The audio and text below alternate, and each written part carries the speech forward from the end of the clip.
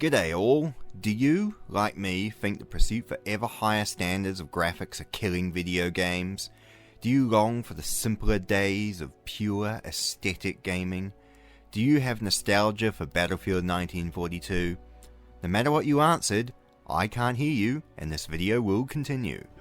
Easy Red 2 is the spiritual sequel in my mind to Battlefield 1942, and the true successor to the Battlefield image, and it further cements my belief that the indie market will be the true saviour of the shooter genre, while mainstream shooter titles die around it. Anyway, Easy Red 2 was created back in 2020, and is styled as Easy Red 2 is the game for those who know just what they want from a World War II shooter: simulation in weapons and mechanics, historical accuracy in battles, and expansive maps leaving room for large-scale infantry and vehicle combat alike. Thank you, Steam description. So, what is the story of this game? Well, the story of this game is the story of all the major highlights of the Second World War, a conflict not fought between North Korea and America in 1985 like the average Democrat voting American on the street would tell you, but based on actual historical events that happened between the 1st of September 1939 and the 2nd of September 1945. The reasons and motivations behind this war are far too varied and complicated for me to explain, and it's highly unlikely that the most of the unenlightened peons of the internet watching will have the attention span to care about what I say anyway. Right. In this game, you play as a number of short campaigns in single player, going through some of the major fronts of the Second World War, including the Allied Italian campaign, the Pacific Island hopping campaign, the disarmament of the Italian army by the Germans, with Stalingrad and D-Day being separate DLC campaigns that you have to purchase after the fact. While multiplayer is basically these same missions but alongside fellow human beings, which is why I exclusively play single player. Factions! So in this game you play as a variety of the different major powers that fought in the Second World War, including the British, Germans, Italians, Japanese, Americans, Australians, and with the Communists ironically requiring you to fully embrace capitalism and purchasing the DLC to be able to play as. Although I will say, driving a Katusha rocket system up to a German-held building and blowing it the fuck up while the Germans die inside a brutal and horrible death is worth the price of DLC alone. I would like to commend the game, as it actually depicts the Italians and the Germans fighting against each other in 1943 when the Italians surrendered, and that's a nice bit of historical detail, and allows for some steamy German on Italian action in the heart of Italy. Also, the fact that none of the minor factions of the Second World War appear, and neither do the Chinese nor especially the French have any appearance in this game is very based, and is exactly what those cheese-eating surrender monkey Frenchies deserve. Remember the Rainbow Warrior, Kiwis. Gameplay! This on the surface is a simple World War II themed first person shooter where you kill your fellow man with guns, but this game actually has a little bit more to it than your average FPS to keep me invested. 1.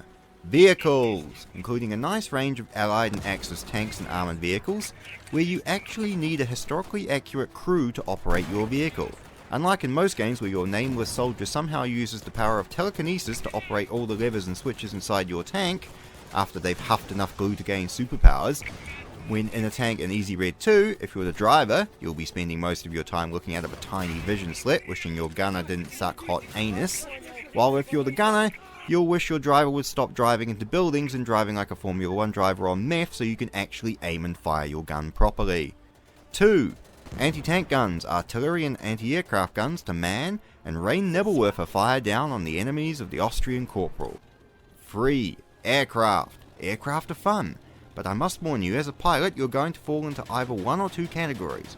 1. Being unable to understand the controls and smashing your plane into the ground within 10 seconds, or 2.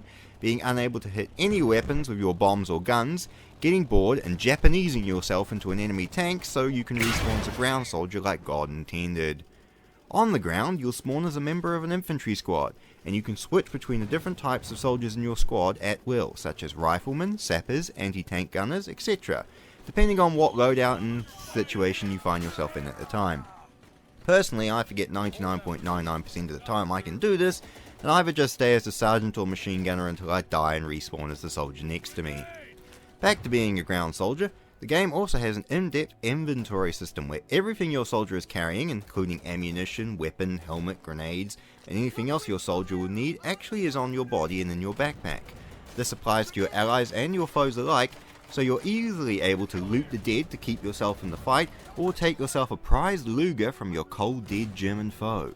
Speaking of death, something I like to think about every single day when I turn my bedroom light out before I go to sleep, this game actually does something very simple but emotionally effective. When your soldier dies from this mortal plane, the game flashes your soldier's name, birth, and death dates on screen. This actually makes me feel a slight level of emotion when I die, as I know I just destroyed a man's hopes, dreams, beliefs, and desires with my incompetence. Unlike when I personally kill someone IRL and the voices have told me to not finish this sentence, so let's continue. This is called organic storytelling and allows me to make up my own stories about the soldier I'm playing as. Like the story of Gino Assarelli, a bricklayer's apprentice from Ravenna who, when conscripted into the Italian army in 1939, became a machine gunner because of his ability to carry all sorts of heavy loads on his back. When the Germans tried to take over in Italy in 1943, Gino bravely held his ground and killed 33 Germans single-handed. When his machine gun ran out of ammunition, he took up his dead sergeant's submachine gun to kill another 10, and when that ran out, unfortunately our brave soldier was killed trying to steal the rifle from a wounded comrade to carry on the fight. Rest in peace, Gino Assarelli. Weaponry!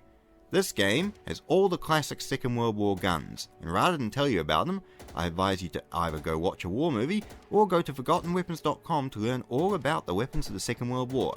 Instead, I'll just show you all the small arms you can use on screen, and tell you which ones I have owned or personally have fired in my overly long time upon this earth. Yes, yes, yes, yes. Yes, yes, no, no, yes, no, yes, no, yes, no, yes, yes, yes, yes, no, yes, no, yes, no. Yes, yes, no, no, yes, no, yes, no, no. No, yes, no, yes, no, no, yes, yes, no, yes, no, yes, yes, no, yes, no, no, yes, no, yes, yes, yes, yes, no, no, yes, no, yes, no, and no. Map Editor! This game, not content with just giving you what the developer made and then fucking off, decided to give the gift of creation to the players, allowing them to create their own maps and scenarios to play and share with the community. Just like what happens whenever I attempt to make custom maps in Age of Empires 2, my skill extends to recreating the Vietnam jungle and creating giant rock phallis because I have brain rot and my sense of humour is that of a 9-year-old. Options! As with all video games, this game has an options menu with all those fancy graphical settings and sound settings that can turn the game into something that could be run on a wonky Commodore 64 to something actually presentable for those with functioning human eyes. Conclusion!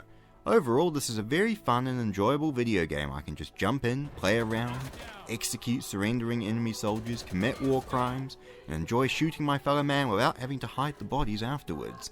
With enough fun and varied gameplay and self-made soldier life stories to keep me coming back time and time again. If that counts as a recommendation or not depends on how much glyphosate you drink and how many brodifacan pellets you consume on a regular basis to be on the same brain wavelength as myself to understand my recommendations. Now, I'm off to bully some French while attempting to source myself a Lebel bolt-action rifle for my collection. Please, God, just send me one. It's all I ever want in my lonely, miserable life. Alright then, well I guess that's about it. I'll see you all again another time.